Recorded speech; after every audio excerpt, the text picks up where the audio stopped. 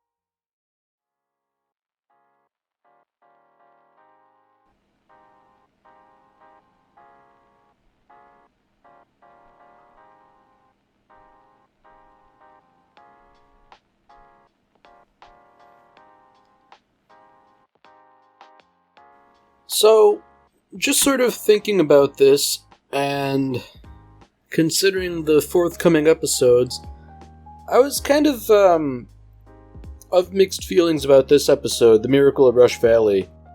Just because on previous watch-throughs of Fullmetal Alchemist Brotherhood, I always thought it was kind of the weakest episode, but I've sort of been, I guess, thinking about it in juxtaposition to the previous episode, and I'm thinking I might revise my opinion a little bit.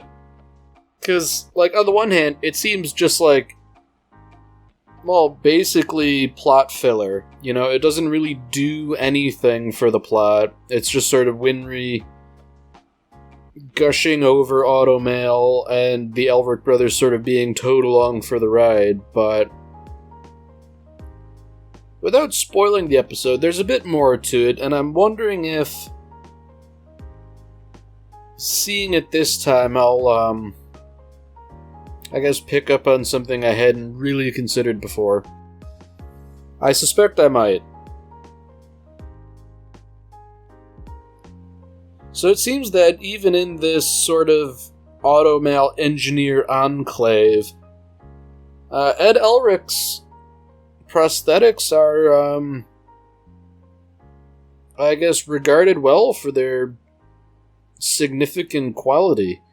I mean, that really says something, considering that Winry is, a mid-teenager, and she managed to craft such a, striking set of Automail. So here's something real interesting.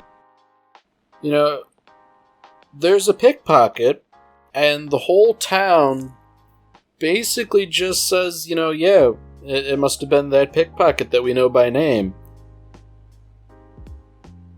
That just strikes me as really scummy of them. I mean, I feel like having a town pickpocket that everybody knows by name is a mark of not a place anybody should really want to visit.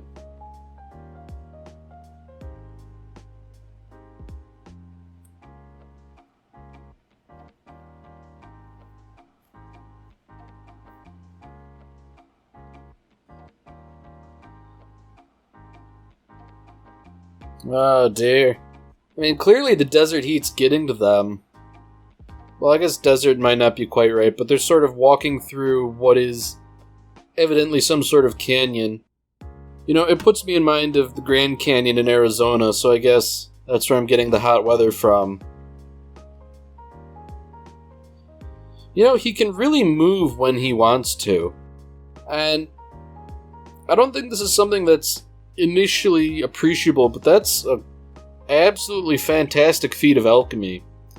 You know, when I believe his name was Isaac from the first episode was doing his business, you know, essentially trying to freeze over an entire city, he had to place circles all over the city in a big pattern in order to get something like that going. But Ed can seemingly do stuff on the same order of magnitude without, I guess, any real preparation beforehand.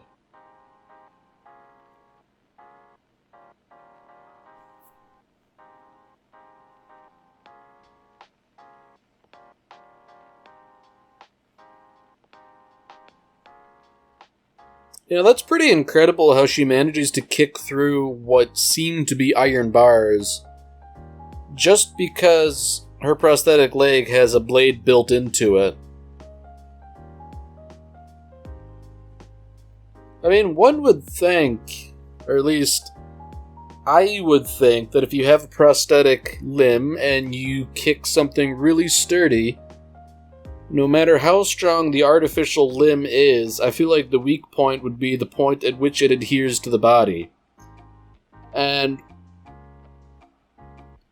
I don't know. I'm not in a position to have a prosthetic limb, but if I did, I think I would be loath to strain it or irritate it in any way.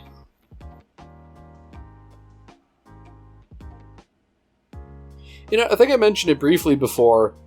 I'm an engineer by trade, but I've actually taken a biomedical engineering class before in college, and it's very interesting stuff. You know, when you get down to it, the human body can be approximated as an amalgamation of several different machines. Like, it's an interesting business trying to come up with replacements for what the human body naturally comes with. Because obviously, you know, you're not going to make something better than what used to be there, but, you know, in many cases you can do something pretty darn good.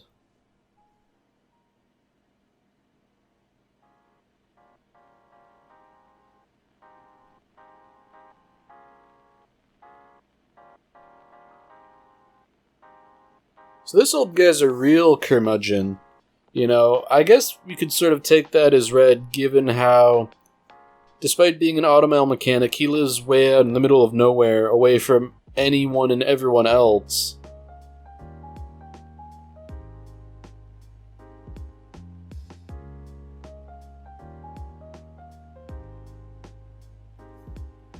Well, you know what, maybe he's got good reasons to be so gruff and stubborn. You know, given that the series is sort of taking place in like a weird, anachronistic, alternate, like, early 20th century, I'd imagine being an old guy in those times means you have seen significantly horrible things. You know, that's kind of something I think a lot of people take for granted, in that life is often basically a whole lot of suffering and not much else. And you know, peace is not the natural state of things.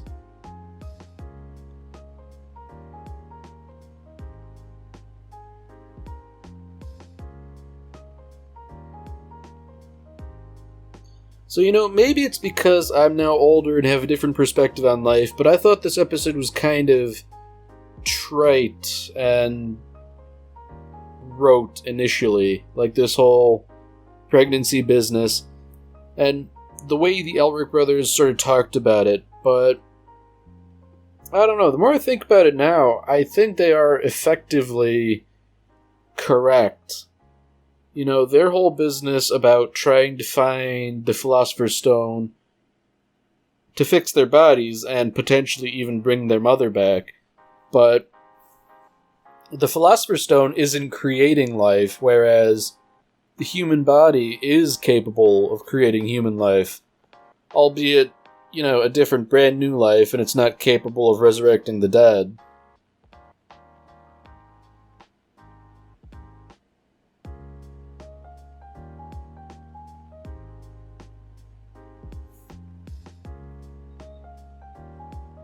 So despite being a miserable, gruff old man, he seems to have a soft spot in that, he can't just let a crippled orphan be miserable and limbless,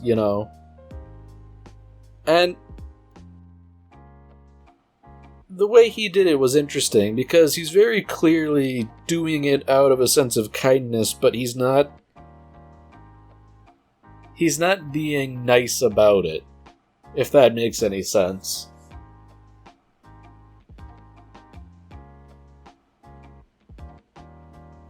It kind of strikes me as that trope of good not being nice, Like, you can do good things, but you don't necessarily have to be a nice person, in the sense that, evil is to be destroyed and not bargained with.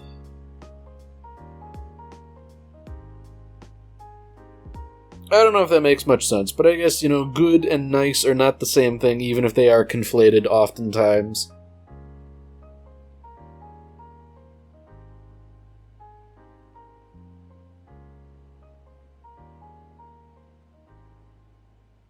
It seems like it really didn't take much convincing to, convince the thief to turn over a new leaf.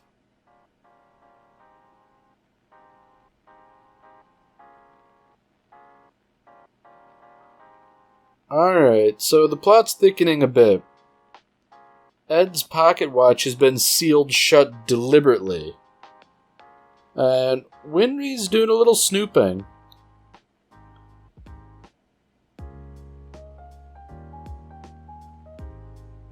So there's a little inscription carved inside, and I think it's pretty clear what that date refers to. It seems to me that it was probably better left unopened. I mean, it's not like Winry doesn't know anything about that, but, if she thought she might find something salacious there.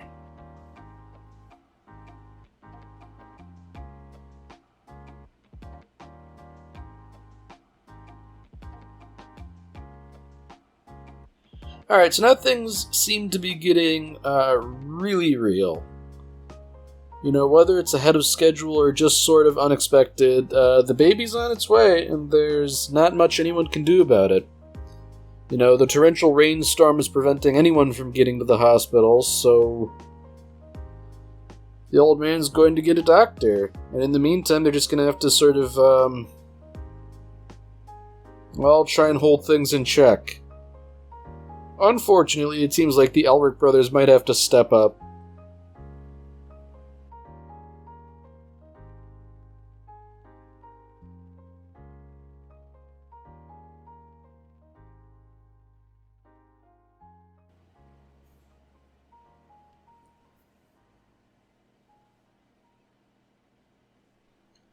I think it's nice that when everybody's freaking out about it, Winry manages to sort of take charge and marshal everyone. I mean, granted, she even freely admits that she has no experience with this sort of thing, but, one way or another, it's gotta get done.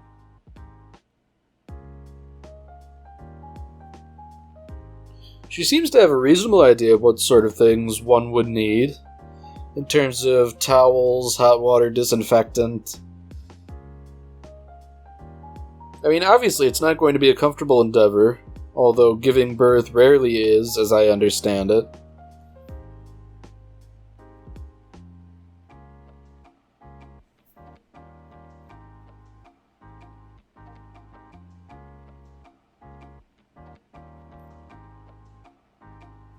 I mean, I can sort of understand why the father-to-be would be a little unsettled about this whole predicament.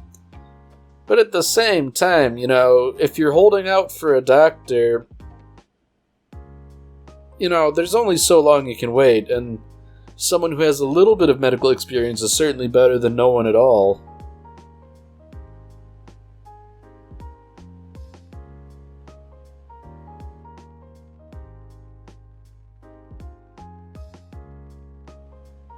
Speaking of things I hadn't really noticed before, I believe the music that's playing right now is what played when Ed and Ale had their little misadventure with transmuting life.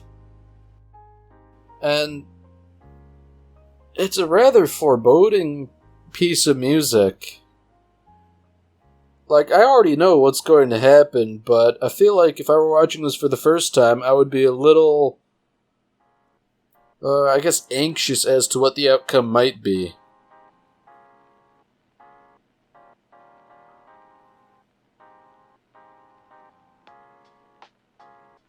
That is a little interesting line I didn't see before. Ed even admits that he doesn't really believe in God, but if God would just intercede this once, that would be nice.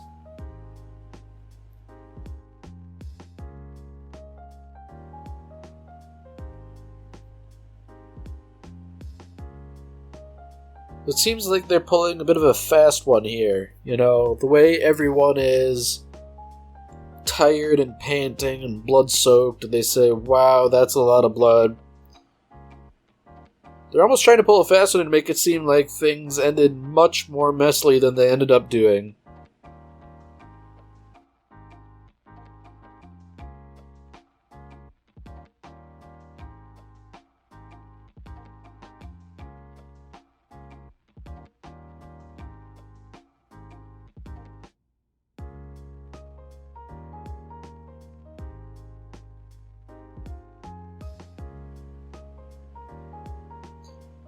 So I find it funny that Ed sort of mentions what I was talking about before, in that a person creating a new person is something that even alchemy cannot do, and therefore, that's still God 1, Alchemist 0.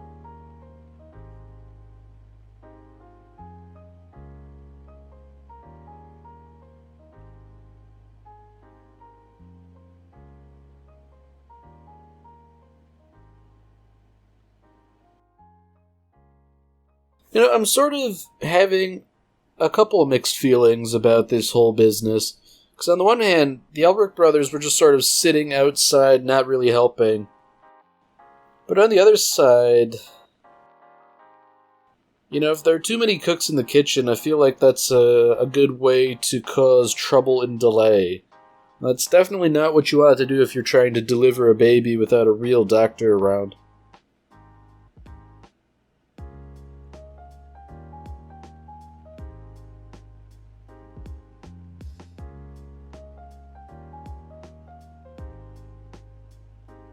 Oh dear. So it seems prying open that watch really was the wrong thing to do here. Not even Alphonse knows about what's carved inside that watch, so that Winry is now privy to the secret. I'd imagine that's a fair bit of guilt weighing on her, but at the same time, this is something the two of them share. Okay, so I was wrong. It wasn't the day they brought back their mother, it was instead the day that they decided they would leave and never return, and they burned down their own house. Bit of a drastic step, if you ask me, but what else can you do? These are extraordinary circumstances.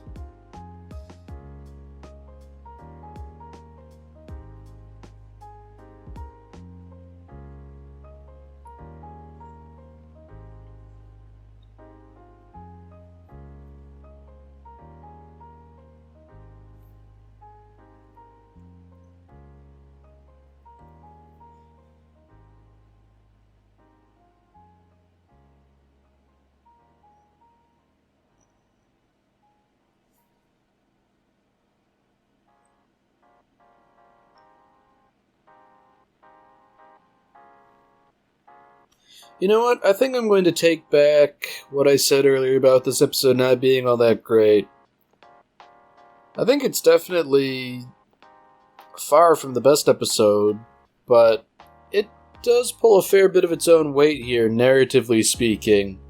In that Ed and Winry have a moment, we learn a bit more about what the Elrics have done. You know, they sort of... I guess, well, they make a couple new friends, you know? Like, it's not the most impactful episode, but there are a couple little nuggets here and there that I think are worth it.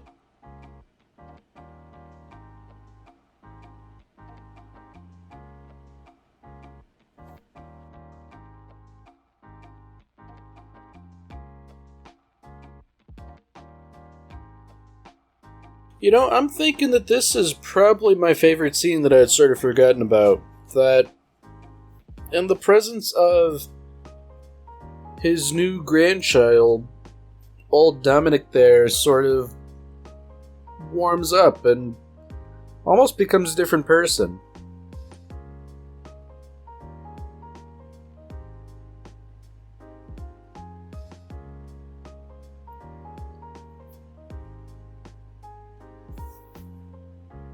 Oh, Ed Elric, you cheeky rat, you've managed to squeeze a recommendation out of him on Winry's behalf.